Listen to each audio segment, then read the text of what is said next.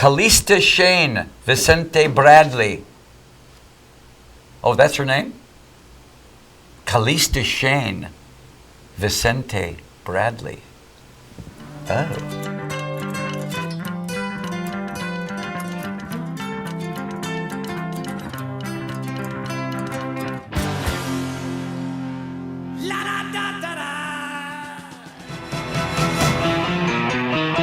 Hi, Mr. Alice Cooper. I'm a 13-year-old girl from Utah who is in love with you. That sounds weird, I know. Not sure what my age has to do with anything. I just put it in there. So anyways, I have to do a report on drugs and alcohol for a stupid project at school. How does it affect someone? Does it feel good? Also, how do you get addicted? My mom let me have a sip of her beer on New Year's and it tasted like soda, but kind of gross. If you could answer, that would be great. You know, my kids asked me when they got to a certain age, did you take drugs? And if you want to be very honest with your kids, I said yes. They said, did it feel good? Yes. When you got high, was it cool? Well, when you got high, yeah. Problem is, it's a trick. Got to the point where he wouldn't perform. He didn't want to leave his room.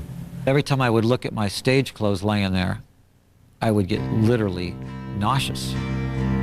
We'd have to get physical with him, we'd have to smack him around. It was ugly, especially because we loved him. You know, if you don't like a guy, it's easy to do whatever you got to do, but we all love him. It was all alcohol. It was total alcohol derived. Before I'd open my eyes, I'd have 3 or 4 hits of beer, and then I'd wake up, turn on the cartoons, and then get up, throw up. I said, okay, I'm ready for the day. Let's go. Problem is the drug is an absolute liar, because yeah, you feel high and great for a few minutes, and then you just lost maybe half an hour of your life. Nobody says I want to be an alcoholic or drug addict. It just hits you from the side. You don't see it coming.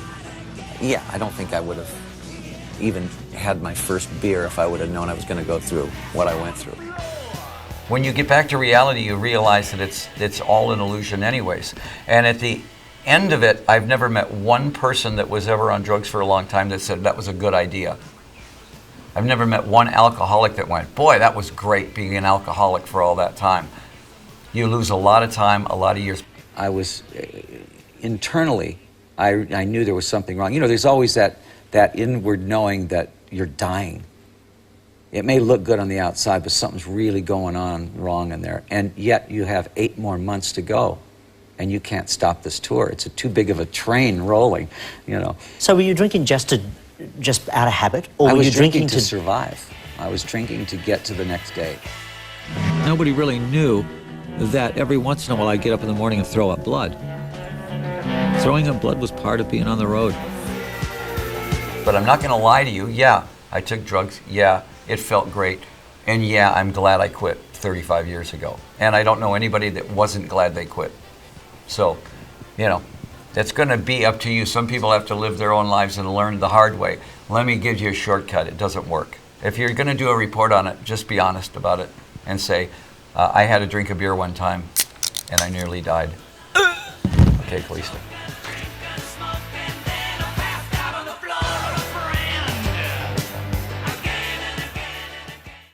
This was about Meatloaf being the ultimate roadie.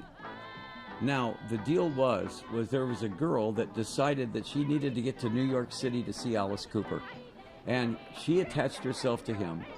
And finally, he dragged her in. He got so tired of dragging her across the country that he brings her to meet Alice Cooper. Pretty cool grandmother when she's 90, or really freak show. You know, little great-grandchild going, what happened to you?